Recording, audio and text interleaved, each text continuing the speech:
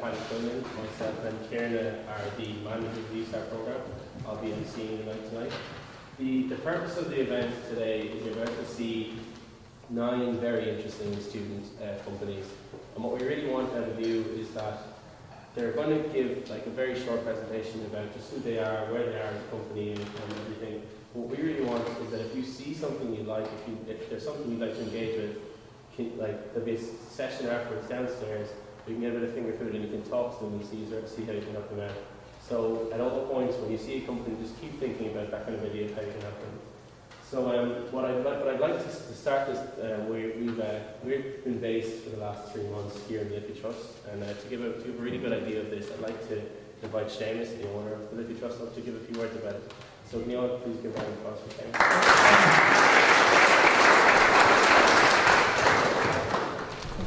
Good evening, everybody. And first of all, let me welcome you all here, and I hope it's the first of many visits, and we'll see lots and lots of you. If I talk about the Liffey Trust, I have to go back to the beginning. I have to go back to 1984, and we have to see what things were like in 84. Now, in 84, there's one figure that was interesting. The number of people unemployed in 1984 is almost exactly of what it is today in terms of numbers. But the percentage unemployed was 18.25% in 1984. And as you know, it's 11.1 now. And the difference is there's 1.9 million people working in Ireland today. And in 1984, there was only 1.1 million people working. And there were houses in the inner cities of Ireland where nobody had worked for 3 generations. And the only help agency that was around was the IDA. And the IDA were doing a brilliant job, they still are, and hopefully they will continue to do it. But their job was to bring foreign investment into Ireland, to create jobs by bringing people in here and setting up. But the idea of self-help and starting your own business or anything like that wasn't even heard of. In actual fact, the phrase starting your own business didn't exist. Neither did the phrase job creation didn't exist. It wasn't in the English language. And how that happened is another interesting story. So I was asked by a number of community groups in the inner city to talk to them about their problems. They told me that 4 problems: housing, vandalism, drugs, and huge unemployment. I would offer, by the way, they told me there are 5 problems. The 5th one is that no money. So they couldn't pay me for anything. So I went off and thought about it for a fortnight and come back and I said, I will help you for a half a day a week and I don't want to be paid for it. And I'll only concentrate on employment because we help a little bit on employment. Housing will take care of itself. Vandalism will come down, and we know nothing about drugs. We didn't then, we don't now, and we intend to stay that way. So we're not getting involved in that side of the business. So then we want to help them. The idea was that we try and get people to set up their own businesses. So the very next thing we had to do is, what do you want if you want to set up a business? And the answer everybody will give you is money, but that's not the case. You may need money, but you need a lot more and a lot of different things. The first thing you want to be able to present your project to somebody who may invest with you. So you have to be able to present your project to the bank managers, to investors, to training authorities, or to anybody else, or to partners, or even to customers. So you want to be able to write a business plan. And at the time, nobody helped you to write a business plan. So there was nobody. And in actual fact, there were other bodies that helped you a little bit financially. Nobody knew about them. Probably the biggest one at the time was the Guinness Workers' Fund. You could apply to Guinness and you could get a loan at much better rates than you get from the bank and much more flexible repayments than you would get from the bank. But there were other bodies as well that would help you. So we produced what we called a self-help kit. One was how to evaluate your business. This basically was getting people like yourselves who are presenting a project to ask yourself, I think we have had 107 questions you should ask yourself about your project. And try and answer them. You may not know the answers to all of them, but it points out that you're not leaving anything out. So that was the first leaflet. The second one was how to write a business plan. And we did that in a practical way, which says page 1 of your business plan should look something like this. And we get 3 examples. Page 2 should look something like this, and we get 3 examples. So we had another leaflet like that. We had another leaflet on how to keep accounts, simple accounts, how you keep them. And the fourth leaflet was what help was available from Guinness Workers Fund, from the IDA, and how to go about getting it, and what you had to do. We were very, very careful to say to everybody, and this is totally true today, before you present your project for help from anybody, for God's sake, get it written down properly and get your presentation right. And no matter how much I stress that, it will happen that you won't present it as good as you should. And one of the wonderful things today is you have a chance to do that. Present your projects right and make sure the audience know what the hell you're selling, or designing, or building, or what service you're giving. And make it easy, make it simple, so that the people understand it in a minute. So we produced a self-help kit. We produced 7,000 copies of it. And the good news is they were all done in a year. People wrote into us. Now, we had no money. We also had a decision not to go to the government. Not that we dislike the government, but everybody says, oh, if only the government will give me money, we can do this, that, and the other. So everybody was trying to get the government to help them. Our attitude was, try and do something first. Show you can do it, and then you can go to the government and say, look, I've done this. Shouldn't we do more and more of this? So we decided we should try and become self-sufficient. And economically, we shouldn't have to go to anybody. So we started off by talking to companies and saying, look, what assets have you got that you're not using? And very quickly, we got an old warehouse, a couple of acre land. Nobody's in it for 30 years. They tried to sell it. They couldn't sell it 3 times. They gave it to us for the huge rent of £1 a year for 15 years. We later talked to them about 7 years later. We said, look, this is too expensive. We want a long lease. So we got a long lease of 1,000 years, 960 years to be exact, for £1 a year. So it was ours forever. The minute we got that, we went to the courts and we decided we'd get freeholding. And I think we're the only building in the whole of inner city that has freeholding on its site.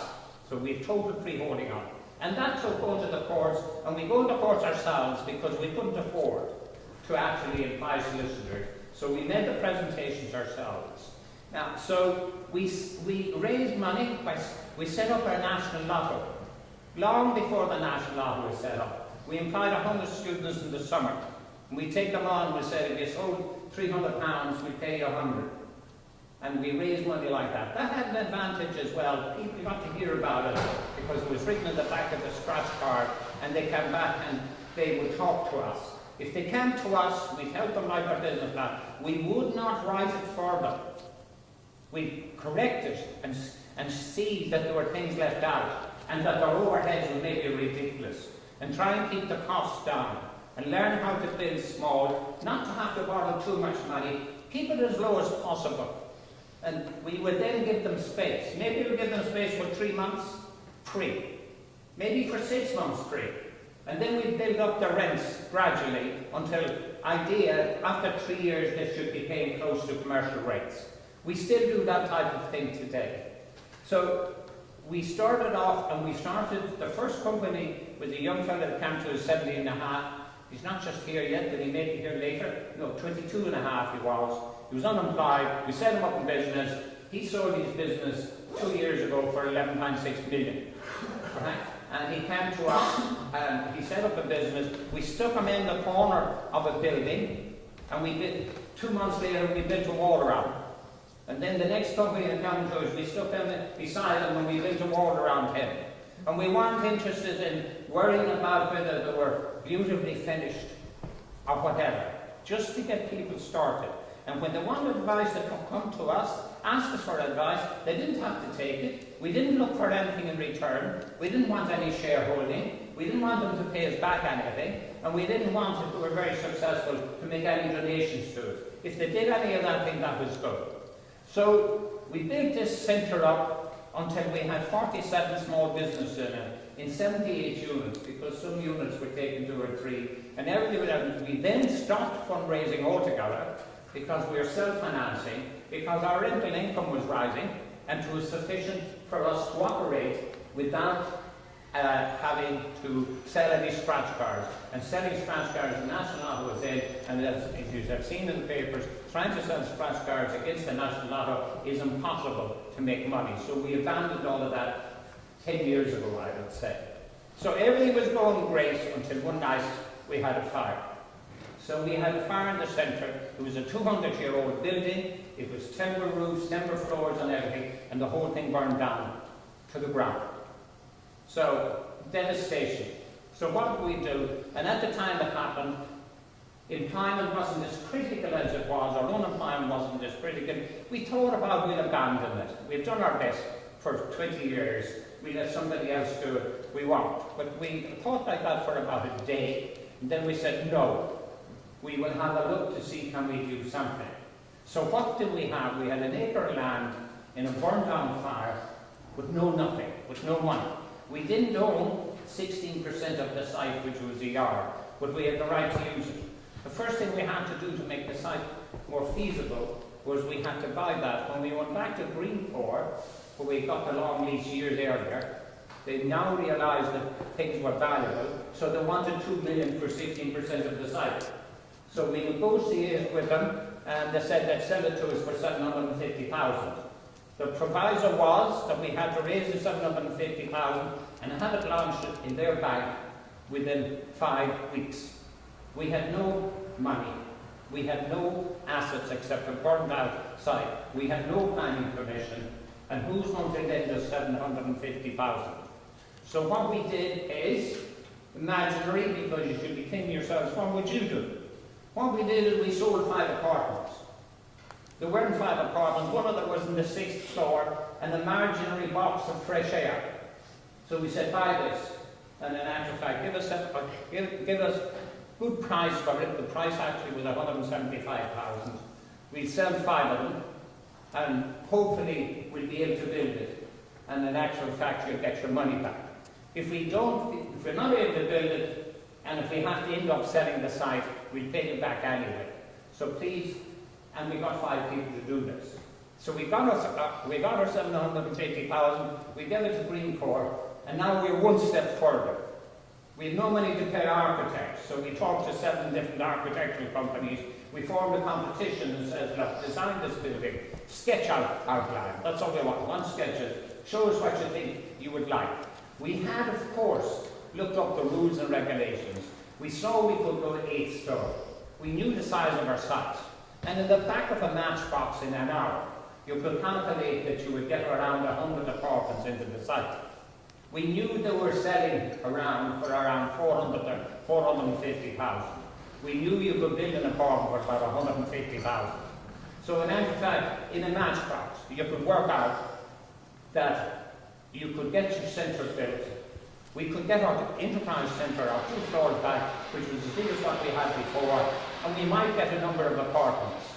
So we went to architects and said, look, agreed fees with them and with all their consultants. We agreed fees with them and said, these fees we'll pay you if we ever do this project, but if we don't do this project, we've no money to pay you and we don't owe you anything.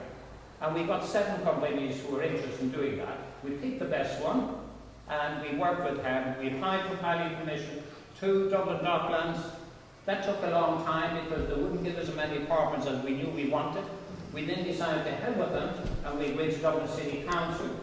They told us they would treat us better, and they indicated the world. But then Dublin Docklands, there was a change at the top chief executive, and he asked us to go back to him. And we went back to him, and we got planning permission for the Enterprise Centre as it is now, with 96 apartments. Now we've got this, and then we said, now we want builders. So now it's a lovely, interesting project. We went to 11 builders and said, look, this is a lovely project. We've got full planning permission. You can start tomorrow morning. You don't have to pay 10 million to buy a site. You do have to pay 1 million of all the fees, which you can start tomorrow morning. You build it to our specification or higher. You want to put gold taps in the bathrooms, you can do so, but you can't downgrade it. Build it to ours and give us, you have to fit 1 figure in a piece of paper. How many our enterprise centre back and how many apartments would you give us? We ended up getting 15 apartments with our enterprise centre. which we have led to Dublin City Council for 20 years at 80% of the market value, which guarantees our income from now onwards. We had a problem, of course, that the first builder went bankrupt, the second builder went bankrupt, the bank was Anglo-Irish Bank went bankrupt, the subsidiaries that they went bankrupt. So we had meetings with Anglo-Irish Bank and all the bankers every Thursday for 4 years, and it was very hard. But we ended up today, the apartments have been sold to Kennedy Wilson, the apartments that were built, they sold the other day, 2 weeks ago. We're now in a situation, we're finished, we have our enterprise centre, and we can now go back helping the 2 programs that are here today, and similar programs like that, so we can back up this. The sort of backup we give at the moment is, if somebody's in your program, and even after the 3 months they're on it, if we believe that they haven't got investment, but we believe in the project also, we may leave them along here for another 3 months, or 6 months, or whatever, so they have a better chance, so we don't throw them out. Our arrangements with everybody is totally flexible. We design what we give to suit the project, rather than the other way around. We're non-profit making, so we're not in it for the money. But of course we run it as a business. So that's what we are. So we're delighted to be working with Dublin City University, we're with the Ryan Academy, with Enterprise Ireland, and with the IDA. And we also have with the IDA, if they want a bit offices, as happens right at this moment, for about 6 months where a company is building up, we give it to them. UTV, as you know, have just moved in to one of our offices for 6 months, and we help them get started as well. So our programs are all flexible. We don't have fixed rules and regulations, except we run it as a business, and we encourage people among yourselves to talk to each other and to learn from each other. And that's the important thing. And if you listen to each other, you'll learn more from each other than you'll learn from lecturers like me. So thank you all for listening to me. Thank you.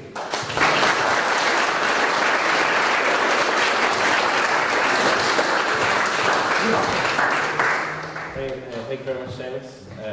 It's an amazing story for Liffey Trust, and we're delighted to be here because it is very much in line with what the Ryan Academy are trying to do. Just at the end, Seamus did mention, that I might not have mentioned, that it is actually, this is a DCU program, so this is DCU students. And one of the things that I come in contact with a lot of students was, they kept asking me what's the catch. They kept asking me, like, why would you want to do this? What's the reason for it? So I thought there'd be no one better to answer this than DCU President Green McGrath. So if everybody please give a round of applause.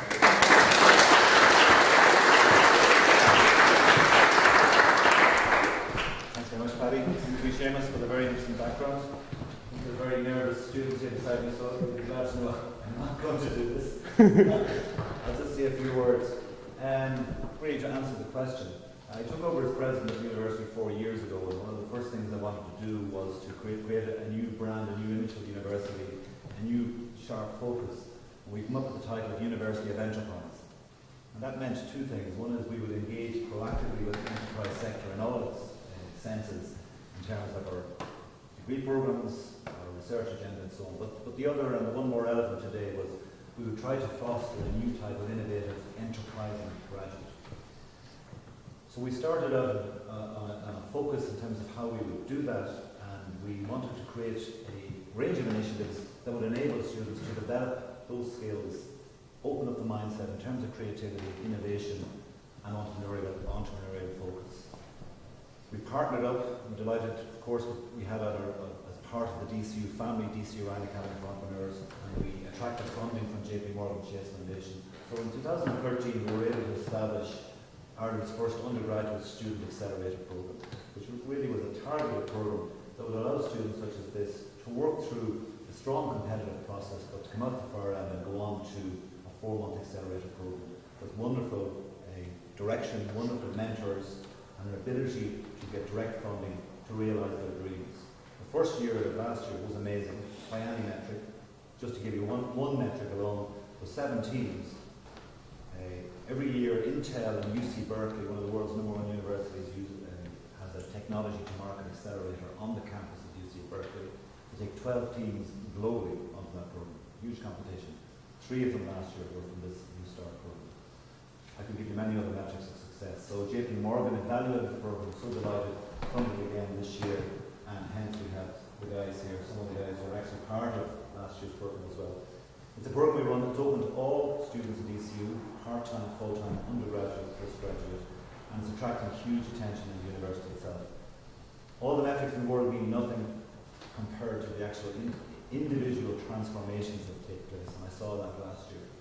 Students in torn t-shirts and jeans started off mature entrepreneurs came onto the far side, people who are ready to take on the world, and it's that transformational impact is the reason that we do it and will seek to do it and broaden it. I'm delighted to be able to avail of this fantastic location, Seamus, and thank you for that.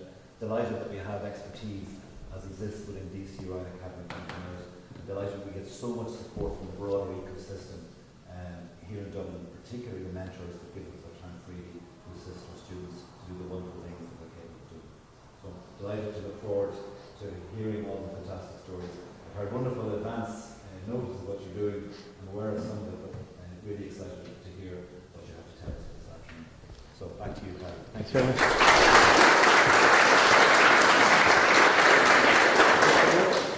So now we're going to move on to the nine companies we're presenting today. So first up we have Alan Donnelly from Layer Labs. So Alan and Rob are childhood friends. They've been natural thinkers their whole lives, and instead of being ever having the money to buy things, they just ended up making them. One example was, once told me that they made a fully functioning jacuzzi, and it's from this kind of attitude what their company came from. So for their first up, I'll give them a big one. And so Alan Donnelly.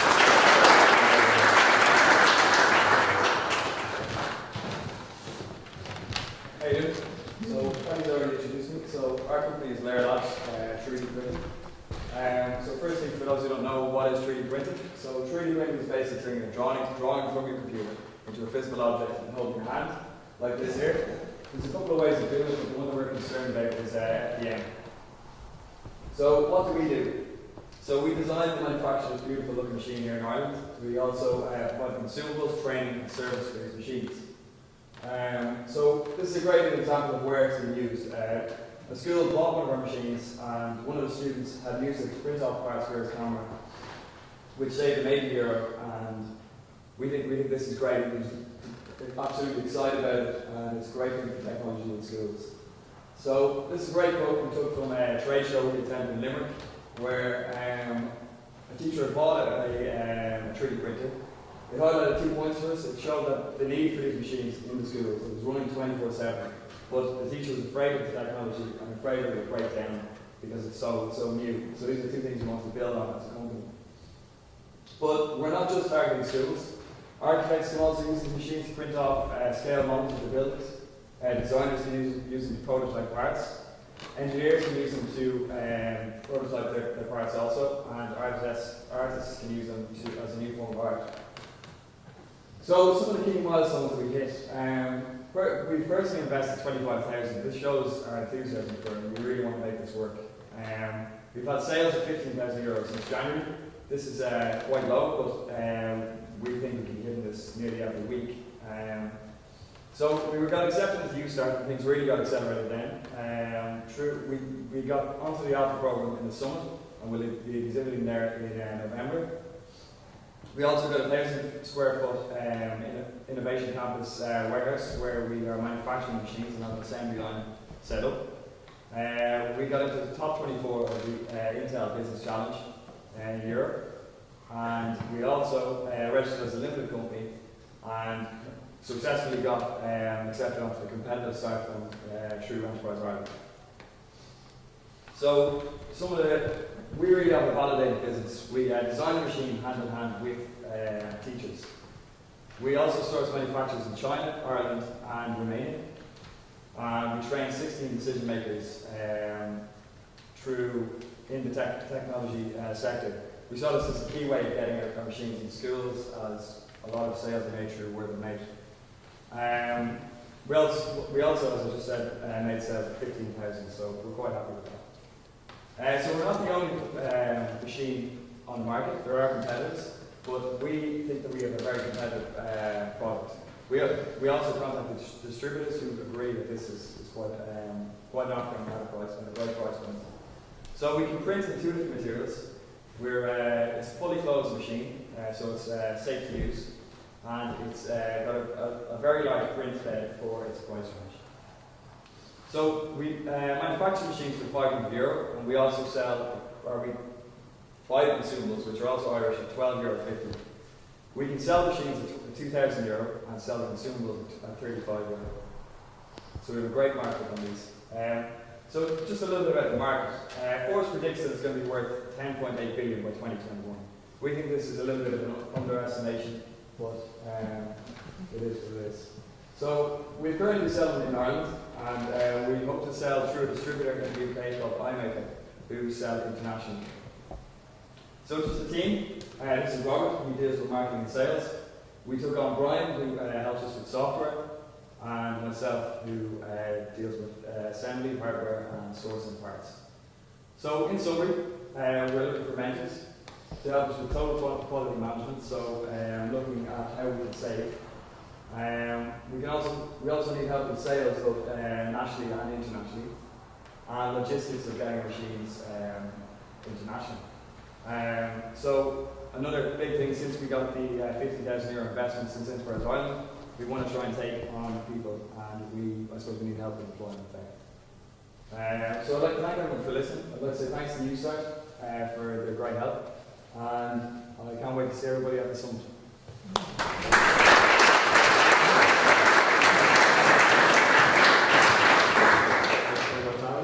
So next up we have Graham Byrne. Graham Byrne is actually in the Ryan Academy of very well known. Used to Graham. He came through one of the programs we run out there for called the Business Innovation Program. He's actually an extremely entrepreneurial character. This is one of many things he's got on the go at the minute. But please welcome him up on the stage.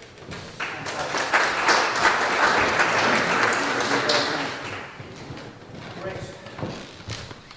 So Graham Byrne is my name. I'm with MyTech Buyback.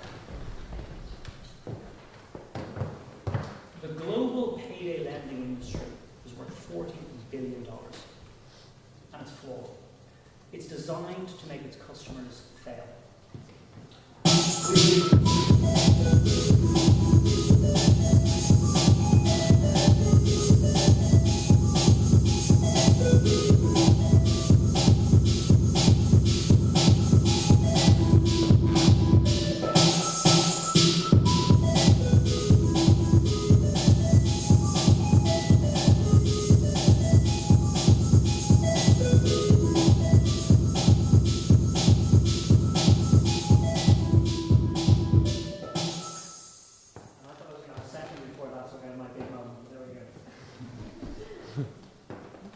So a little bit of what is MyTech Buyback. MyTech Buyback, simply put, is small loans secured against consumer electronics.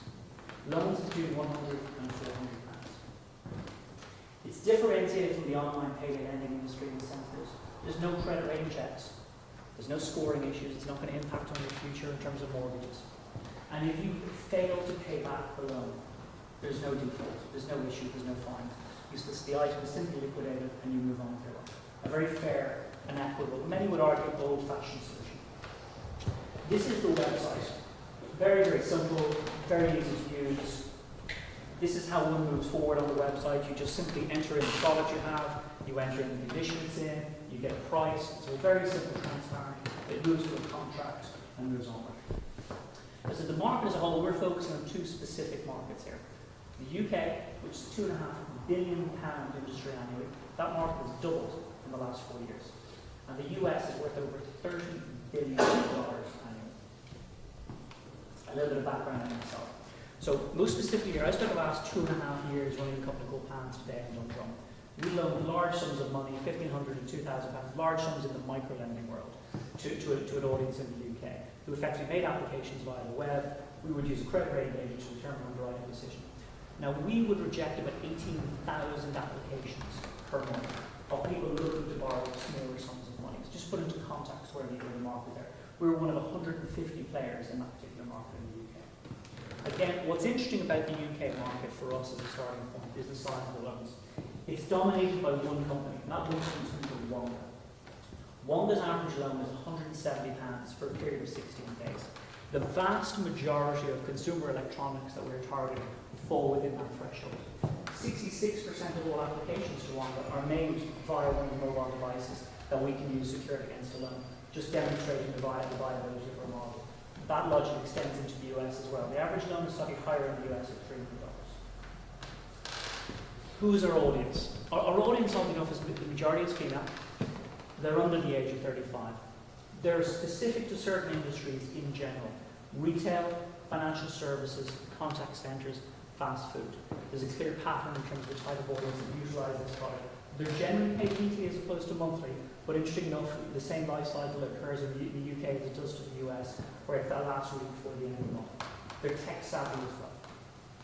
The product and the commercials. The product is simple. You apply online, you complete a form, DHL arrive at your house the next day. The item comes back to the warehouse, it's tested. If the item is, as suggested, as forwarded by the client and contracted, the money is in their account 15 minutes later. The client then has 30 days to come back and repurchase that product. The item is delivered before midday the next day. The cost associated with it is £15 forwarding back in terms of the delivery. How that wraps up for an average £200 loan is about £60 on £200 loan for a 30-day period. It puts it in around the average in terms of the cost within the online lending industry. Some of the strategic partnerships in place, they're really on the front and back end here essentially. A company called Telegram, €300 million a year provider of reverse logistics services. They effectively manage the collection of the items for us. They manage the testing, the storage and the reshipping. Quiddy, one of the largest UK lead providers, is a lead generation company that we started tests with next month to test the viability of the proposition. Walker Morris, the leading regulatory solicitor in this particular area as well, has prepared all our contracts. Some of our competition, but we'll look more specifically now at these quadrants. This is effectively a value of the loan versus secured and unsecured. Three of those quadrants are dominated by three very significant players: Lending Stream, Wonga and Borrow. In terms of the low value loan, secured, no one's really operating in that space. We believe we can dominate that particular quadrant. Small commercial overview. This gives you a sense in terms of how this business could scale with the right type of investment. On the basis of 500 transactions a month, moving to 2,000, moving to 4 over a 3-year period, we believe this could be an incredibly viable business. We're starting a live trial, as I mentioned now, with Quiddy. What we're trying to do is we're trying to validate the proposition here, essentially. What we're trying to prove is that for less than £5, we can actually acquire a customer. And that's a really interesting point here, because one of the reasons the payday lending industry has failed its customers has more to do with client acquisition than it has with the client model. It costs between £70 and £80 to acquire a customer in the payday lending industry. They utilise a technology called a ping tree, where that information is sold at varying levels to various different lending institutions. The lower down you get on that ping tree, the less expensive that information is to buy. We're acquiring information from the very bottom of that ping tree, those who have effectively failed in the application process. So we're paying a lower sum of money. Why am I here? We're seeking people who can assist in terms of contacts on the funding side of things for this business. It's a capital-intensive business, but it's a very high-reward business in that respect. Thank you very much.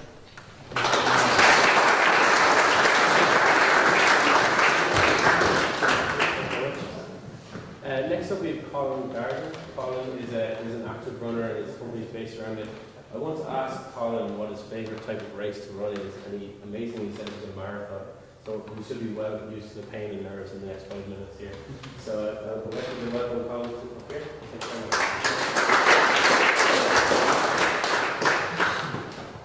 I'm Colin, and along with my partner there, I work with Hydration, and we're developing a hydration product for runners. So basically, I'm a runner myself, as Paddy said. I've done marathons and a lot of different races, and during training I have used a lot of different hydration products, and I found them uncomfortable, and to the point that I would avoid using hydration products when I ran. So we done a bit of research, and we had focus groups and interviewed runners, and we found it had the same pain points. And a common reaction by runners is to say that, you know, they can run an hour or 2 hours without hydrating. But I mean, there's a whole body of research out there to show that you do need hydration. It affects your performance. It also affects muscle recovery, as well as having health effects. So basically, just to give you a practical example, everybody's different in how much hydration they need. It depends on a lot of variables, the temperature, what they're wearing, their level of fitness. But for me, I need about 150 millilitres for every 20 minutes of running. So that equates to about 400 milliliters for 10 kilometers, and I am fairly fit, so you know a lot of people do need a lot of hydration when they are running. There's also issues around overhydrating when you're running, but this just gives you a look at what's on the market currently at the minute. Camelback are the only company that specifically concentrate on hydration products in the Irish market, and they're most known for their hydration packs, which carry kind of a litre to a litre and a half plus. Solomon have a new innovative solution that stops the sloshing of liquids, and then there's an awful lot of manufacturers have their own take on it. There's hydration belts, but these tend to kind of jump up and down on the user when they're running and get in the way of our movements. So we wanted to kind of focus on the shortcomings of each of these products and develop a product around that. And this is kind of what we came up with. Now this was our first prototype and proof of concept, and it's developed a lot since that, but the principle is still the same. The product combines two components. There's a bottle and a carrying pack to hold it. The bottle is held on the user's back at their centre of gravity, which minimises any imbalance or physiological strain on the runner. It's held using magnets, so it's easily attachable and detachable. And you'll see in the bottle there's a twist which has kind of changed since, and this is to reduce the movement of liquids in the bottle to make a more comfortable experience for the runner. We've also now kind of developed it on, because as I said, there's also a problem with overhydrating, so we're now looking at having the product as a connected device which will alert the user when they need to hydrate. But just to look at the market, in Ireland there's 414,000 runners, in the UK there's 5.4 million, and in the US there's 51.5 million. Also the US is a lot hotter climate than Ireland, so people do need to hydrate more.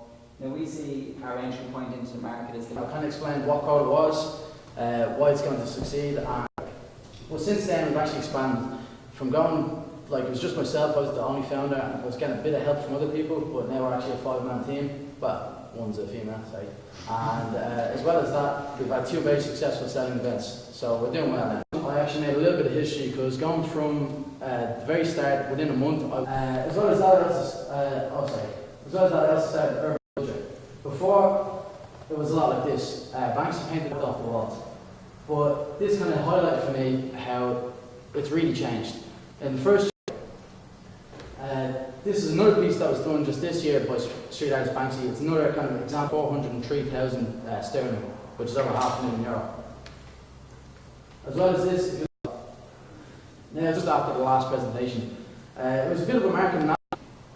A lot of people bought them as well, such as these, and we are armed with much more into Electric Picnic Festival. I hand painted the stall with spray paint just to appeal to our target audience, and that went very well as well last weekend.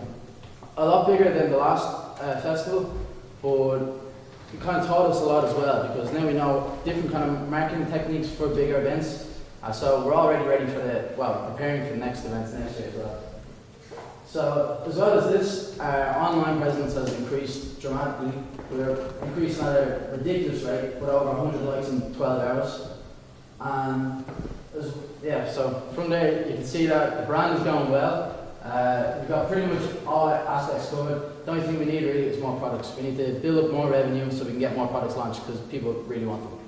So thank you very much. That's everything.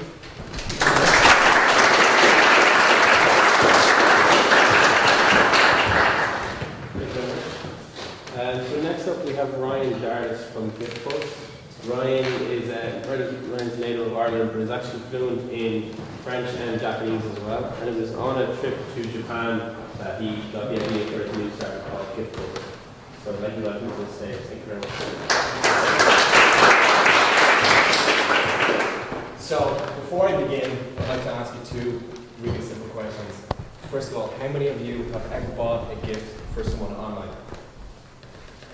That's a lot of people, and we found through our market research that the most popular way for people to buy gifts online was to buy it, have it shipped to their own house, and then give it to the person. We don't think that's cool at all. My second question, how many of you have ever been buying a gift for someone and not knowing what to buy them? Everyone. We at GitPulse think we've solved this problem. My name is Ryan Dardis, and I'm CEO and project lead of GitPulse. What are we? What is GitPulse? GitPulse is a mobile app that allows you to really, really easily send physical gifts all over the world. And how does it work? Just look at this short thing. First of all, users register. They provide us with access to their profile information, which we use to provide gift suggestions. So when you buy something for someone, you know they're going to like it. We use this to drive sales to third-party e-commerce outlets, who then provide us with affiliate fees for those sales.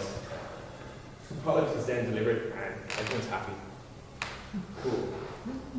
That's all well and good, but how do we monetize it? The big problem with apps nowadays is generally that they just can't make money.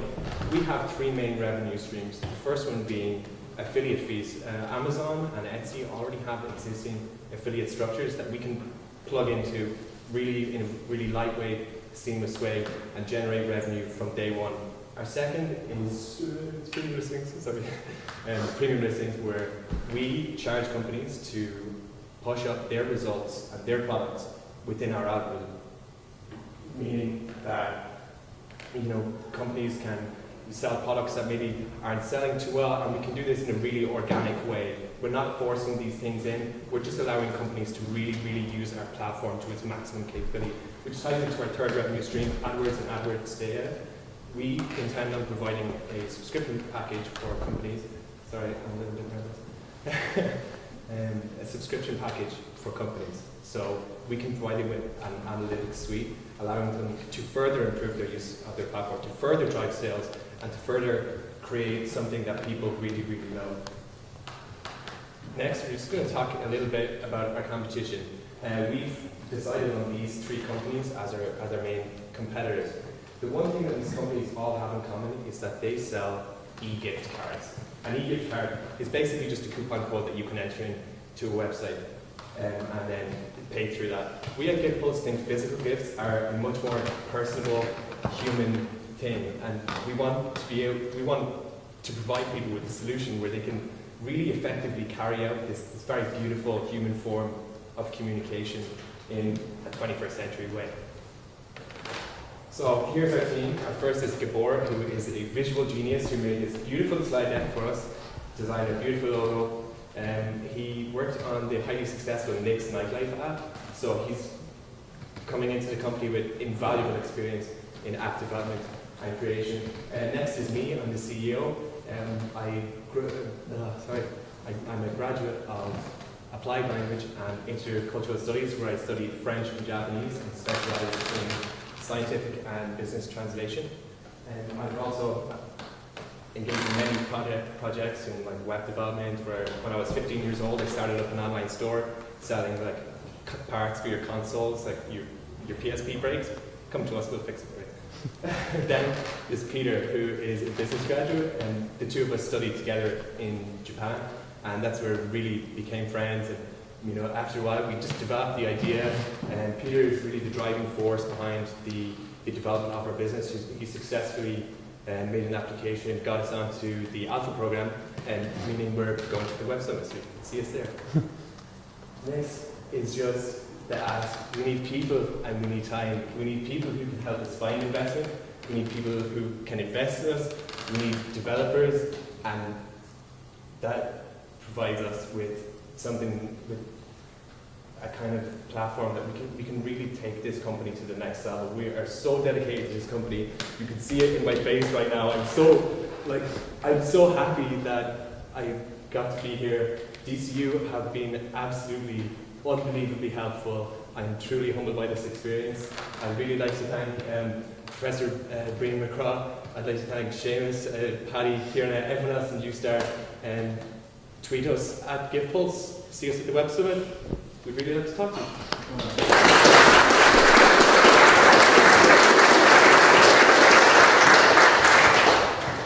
So next up we have an interesting story actually. Touch Tech were a company that applied for UStart, and by their own admission will say that they got a grill in from the judges and unfortunately didn't get onto the program. They took what they, showing it the real resilience of the kind of entrepreneurs that we want to deal with. They took the advice from the judges, went off out into the startup scene, and managed to get €50,000 of investment.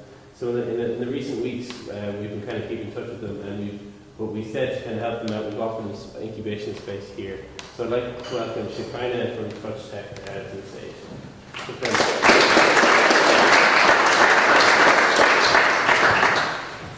Hi everybody, I'm Shikina. I'm the co-founder of Touch Tech Payments. My co-founder Joseph must be here, but he ditched me today. So basically what we do, we're in the mobile payment space. What we do exactly is ID authentication and fraud prevention online. Online is a huge problem with fraudulent transactions and ID theft. And the problem starts with your online transaction when you're paying. If you're online, you can see that the cardholder, the person actually paying, is isolated in the transaction. So they never actually communicate with their bank. All you can see, there's communication between them, the retailer, acquiring bank, Visa, and the issuing bank. But the cardholder and the actual bank that they have never communicate between each other for the bank to verify that this person is who he is and they actually exist. It's not a fraudulent transaction. And that is where fraudsters come in and nitpick at this slight absence of communication. So what we do is this to solve the solution. When you're online and you want to pay, this is an e-commerce solution by the way. When you're online and you want to pay on your mobile application and you're shopping, all you do is take your card and tap it at the back of your phone and enter your PIN. And that's the transaction gone through. The way it works is through NFC. At the moment, 71% of Irish adults have NFC-enabled cards. If you know contactless transactions in Spar and all these places, it's through NFC. And 51% of phones available right now are all NFC-enabled. Come, I think November, Apple are bringing out iPhone 6 and they're going to have NFC as well. So the way we do it is that your NFC card, NFC-enabled phone, you just tap in and enter a PIN that has been allocated to you. This is only possible through this network of relationships. So what we hope to do is have an API that we're building at the moment and give it an SDK to AIB and all these banks and merchants. An SDK is a software development kit that we give them to use to call on our API so they can use our facility. So within your mobile application, mobile banking application, we hope to have a user API embedded into it. So you just go on your mobile banking app and you just click sign up, touch your card off your phone, and we take all the information there, and you assign the PIN for when you want to shop online. The MPOS API is for mobile point of sale. So when a shop like River Island wants to use us, they just take our API from our website, plug it into their system, and that allows you to touch and pay when you're shopping on their apps. That is as simple as it gets. It doesn't get any more complicated. That we'll have a website to facilitate all these relationships. Currently, through the summer after we didn't get into UStart, we created all these relationships with Citibank, MasterCard, the Security Standards Council. In Citibank, we spoke to the head of mobile architecture and explained what we're doing, and they gave us reference to where, and they said that it's a really needed product, and they gave us a lot of advice and gave us really positive feedback. MasterCard has helped us with our development and how we store consumer information. The PCI board is the payment card industry board. It's like the standard for all payments, for all payments online all over the world. We were speaking to a woman called Nira Jones that was on the board, and she used to be the head of fraud in Barclays, and she gave us a lot of insights that a lot of people don't have yet. SumUp is a mobile payments company in Ireland that just helped us with the development as well. They gave us a lot of information concerning our development and how we interact with banks and acquiring banks. So GH Group is the company that invested in us. They invested €50,000, and right now what we're trying to do is to get into our first bank and get our first merchant on board. Just need the people we've been talking to recently to help us come into the market and test it with them. First Data is a payment processor to help us facilitate our payments, and they're inside AIB. So we're hoping that through First Data we'll be able to get our first bank on board AIB. And that's about it.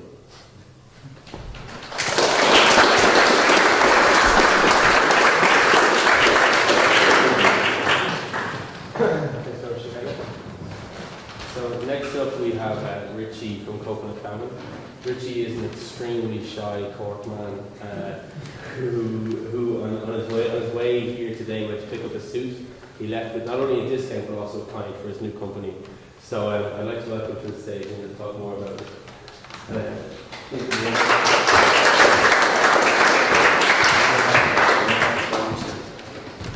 Firstly, thank God for coming here today, and special thanks to every regret from DCU and also the Ryan Academy, and a massive thanks to Seamus and Michelle and the trust of the hospitality shown us over the last number of months. So before I kick off, I'm going to ask you one question, and I have a prize for the nearest answer. Does anyone in the room know how many SMEs are currently operating in Ireland? It's a rough guess, anyway. 300,000. 300,000. One more guess? 250. Was it? 250,000. 250. Okay. Unfortunately, Peter's in error. So, Peter,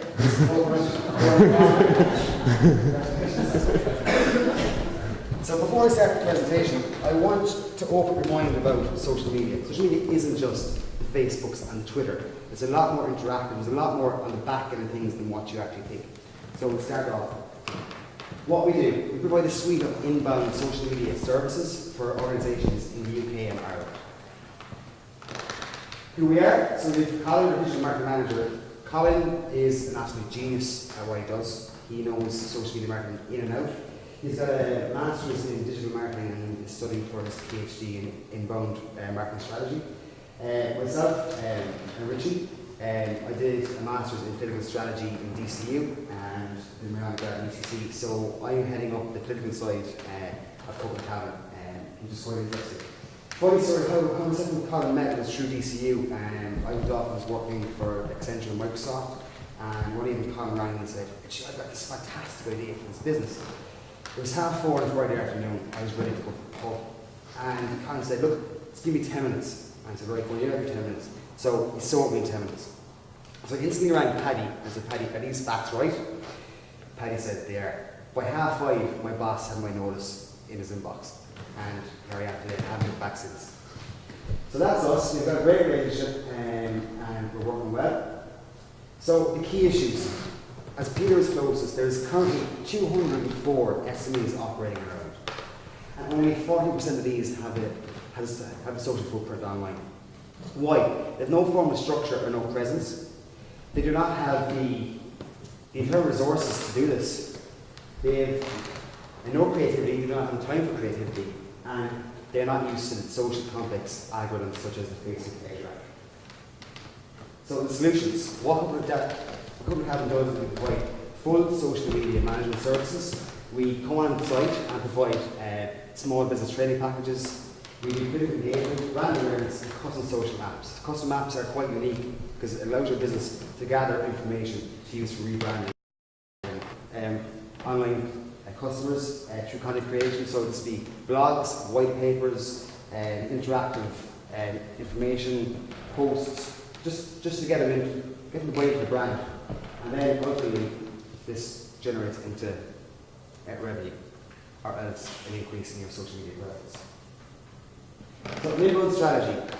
This creates value through high quality content that pulls in customers to your business. Inbound marketing, which is what we do, starts off with content creation. That's where we get your business model together and create content for your customers.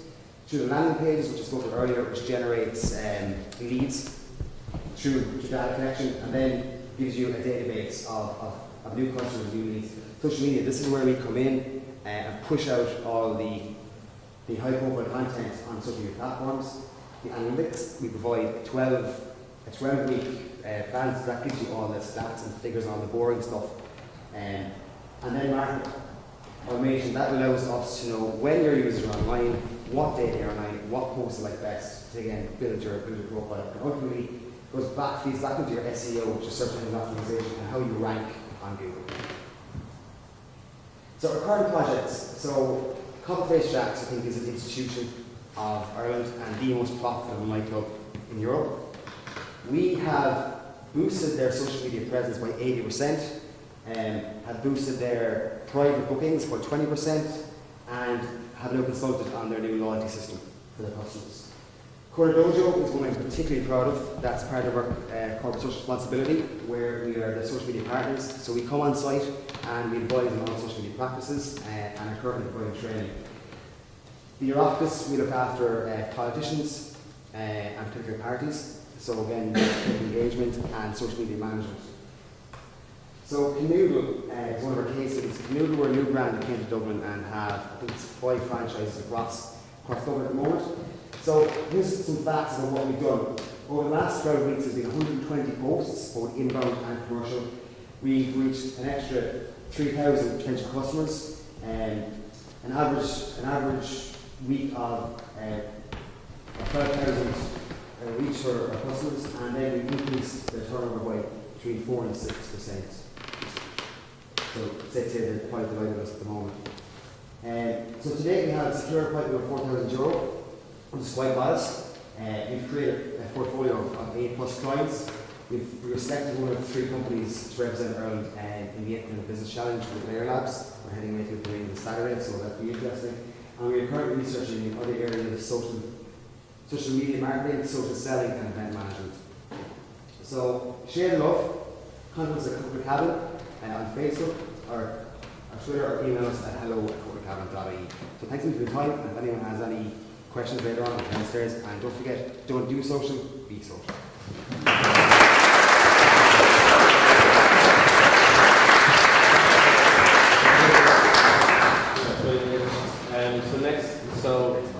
So we've got 2 companies left.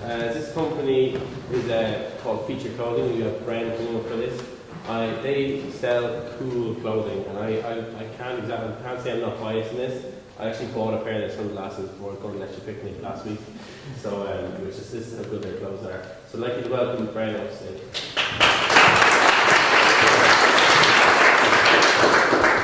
How's it going? So my name is Brian, and my company is Feature Clothing. So what do we do? We design and manufacture customized merchandise with absolutely full customization, so we've got no limitations. We match our clients' exact pants on colour, and they can choose an exact fitting, so we've got absolutely no limitations. We also include useful features such as a zipped media pocket in the front pouch, which is very useful for people who play sports. And we also have a zipped lip cross pocket in the sleeve, which is very useful for people who ski or snowboard. And it's also become very popular among students who like to keep their money or their ID safe on nights out. We also have a full range of unique products such as bamboo sunglasses, maplewood sunglasses, tear-proof paper wallets, and customised zip flasks. And we also have a full original line of clothing which we sell in 3 shops in town, one in Capel Street, one in Temple Bar, and one in Clarendon Street. So here's a bit about our team. We've got Kieran Martin, who studies mechatronic engineering. He deals with all of the logistics.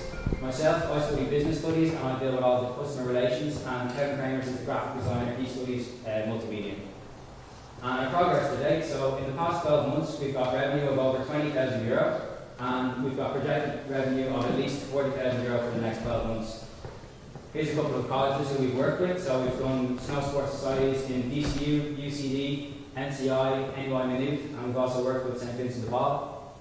And for just a bit about recent progress, we've got our full autumn-winter line ready for launch. We've got a full new line of hoodies, hats, t-shirts, and we've also got a new sales point, which is a skate shop opening in Swords, and we're going to be the main supplier, so it's opening in the spring. And with the ski season about to start, we already have snowboarding competitions organised at the Ski Club of Ireland between colleges, which will be running about every month. And we've got a weekly event called Freestyle Friday, and this is aimed at kids, so it's anybody from age 12 plus, and we'll be giving out prizes and just kind of having a presence with the youth. And what we're doing next, so we want to develop an interactive software for clubs to design their merchandise. This is going to cut down ordering time by at least a week. At the moment, it takes about 6 weeks to get a product from design stage back to our customer, and if we can get this interactive software designed, it means that the customer will have a lot more input in how they want it designed, and it's going to speed up the process. And we've been approached by Monster Energy, who want to run a competition with us, and this is going to take place next month, and it's going to take place in 4 different counties all around Ireland, and it's aimed at teenagers, so it's really bringing up our presence as well. So future plans, we want to we want to move into the UK and supply their university coaching societies. And we want to stock major sports stores and retail outlets across Ireland and Europe with our customized hoodies. And we also want to continue running regular board sport events and sponsor young upcoming talent in the sports. Here's just a couple of photos from competitions we've done recently. This is a skate competition in aid of our skate hall, and this is at Waco. And where we need help, so none of us are coders. We've got the full interface design, as you can see here. We know exactly what it wants to look like, but we need help to code the actual program. And we also need some help with distribution. So if anybody can give any advice on how to get our product further outside the country, into bigger stores, into any chain retailers, that would be absolutely fantastic and much appreciated. And thank you very much for listening, and I'd be happy to take any questions downstairs at the stall later. Thank you very much.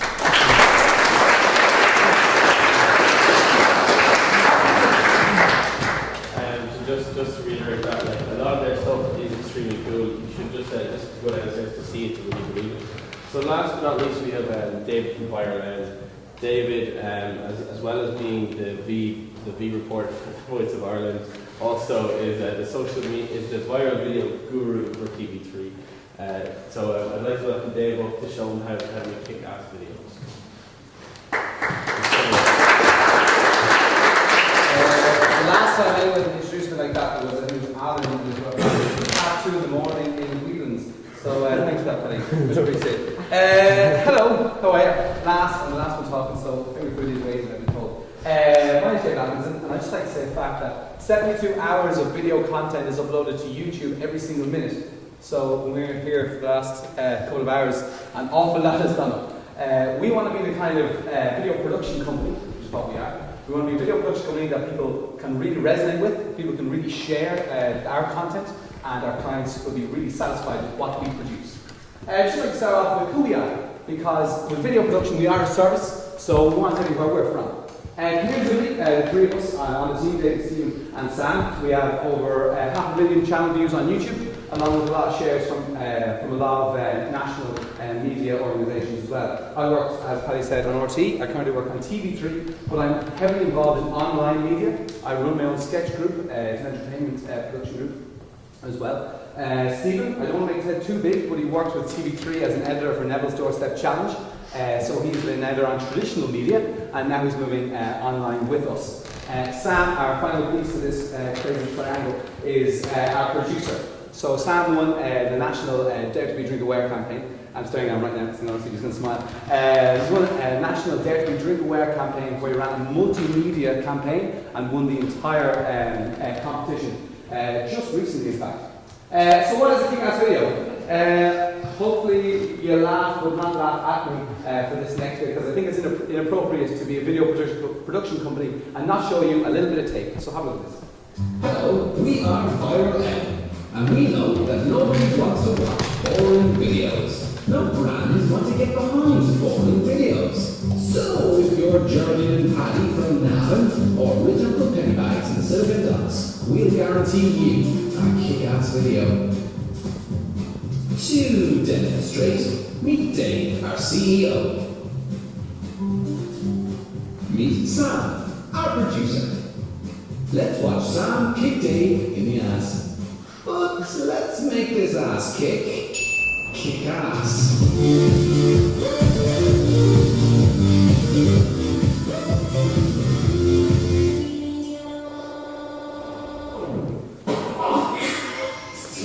We are Viral Lens. What could we Yeah, just like you say, he did that 30 times in 30 different takes, so I wasn't walking very well for next week. What we do, I want to keep it quick because I know I'm the last speaker. We basically we like to work with clients going from traditional media, in other words your advertisements, your standard RT, TV3 advertisements that you see between the Late Late Show, and we want to move them into new media. So we want to make relevant, creative and unique videos. So something that people will share and be driven towards, instead of having it forced down the throat. So instead of having to skip after 5 seconds a video you're watching on YouTube or Vimeo or various websites like that, you actually want to watch it, and you want to enjoy it, and you want to consume it, and that makes the brand, it makes the product or service look great. Just like I say as well, alongside that, We are interested in working in entertainment. Now, we're currently developing a wing to Vireland, which is an entertainment production team. So we're working on that by things like this. Job was an idea, essentially we created over a month in July, a TV show. So we made an entire budget, an entire production schedule. We sent it to RTE, we're going to be sending it to Channel 4, TV3 and UTV when they come out in January. So we created an entire television show for this entertainment wing of Ireland. So we don't just make advertisements, we do love doing that as well. However, we do have a second wing, which is this production company. Revenue. Now, obviously, we're not just a couple of lads sitting up in the office every day, we actually are very business savvy. We have two concepts. First of all is our concept, so we develop it. We approach clients and then we say, we have a great idea, we know it will be shared, we know it will be relevant, and we know your target market will really enjoy it. So we work then with that client and develop a kick-ass video. Alright, yeah. Then another side of that is people have a concept, they have, oh hey listen, we have something we want to show to our clients, we want to explain what we produce. We can also work with clients that way, and we can make another video. So we have two streams. We're not just pigeonholing ourselves in approaching people or them approaching us. We are actually proactive as well. Since we started, I'm brief on this, so I'm sure there are some faces I've seen. Breen, I think you were there for time. We won the JP Morgan Innovation Fund. We were accepted on the Alpha program at the summit, so a couple of the lads as well. I'll see you there. We're talking to the multinational company about potential partnership. We're not allowed to talk a lot about that, but we're very excited about it. We've done some work with them already, and they're very happy. So that's all I can say on that. So we're very excited about the future with that. And we created 4,000 revenue. We've been here since June 1st, so it is very modest. We're very aware of that. We know a video production company is very financial heavy. You need to have a lot of money to invest a lot. However, we are making ground, and we are working with incredibly large brands at this point in time, which would not be possible without the work of the lads in Liffey Trust, yourself, Paddy, Kieran, and everybody in UStart and the Ryan Academy. So we are actually making an awful lot of progress. The mentors have been absolutely phenomenal as well, so we're doing quite well in that sense. So what do we do? We want to broaden our client base. I'm sure there's some people here that actually work in the Liffey Trust who may be interested in talking to us afterwards, because we know we can make you guys a great video. We know you guys would really appreciate what we do, and we know that we'll be able to work very well with you because we've done it in the past. We really think we should have a chat to anyone who would like to. We want to broaden our client base as well, so if anyone is aware of anyone interested in looking for a video to be made, please come talk to us afterwards. There's 3 of us here. We're also streaming live at the moment, so if you want to come back and watch Paddy's hilarious joke about me being on The Voice again, you can just watch YouTube Fireland.tv. And we're looking for mentorship as well. You can't get enough mentorship, you can't get enough advice. So really, please come talk to us. We love honesty. Walter McCann from JP Morgan came up to us and gave us the most honest advice we ever got and said, lads, you're charging yourself too little. So we really believe in that, and we've actually learned a lot from him. He's been a great mentor to us. So if you want to chat, just come up and chat to us. I hope you enjoy the finger food. Thanks very much.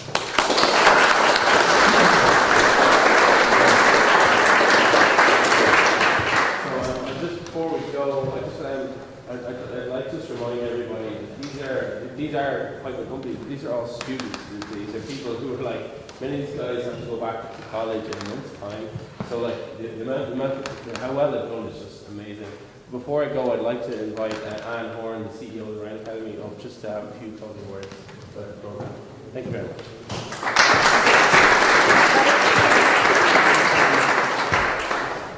Okay, I just would like to congratulate the lads. I've seen you before. I think you're coming on an amazing journey. You've really, really made progress. Fantastic presentations, well done. I hope, Breen, you're proud of them. Certainly, the University of Enterprise, you're good. I don't think you could ask for better teams. So thank you to Seamus and to Michelle of the Liffey Trust, to Paddy and Kieran and the UStart team. I'm not going to stand between you and people who chat and networking, so thank you. Well done, guys.